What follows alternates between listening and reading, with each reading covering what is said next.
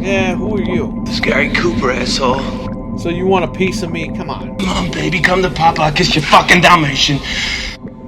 What the hell?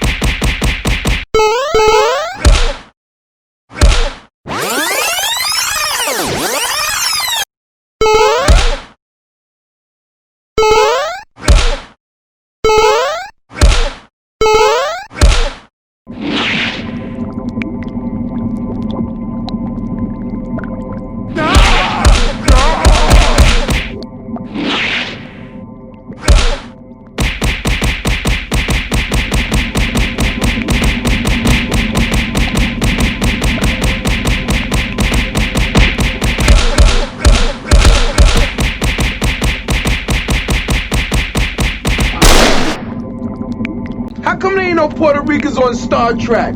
They got every race and life form in the galaxy, except for Puerto Ricans. What's up with that?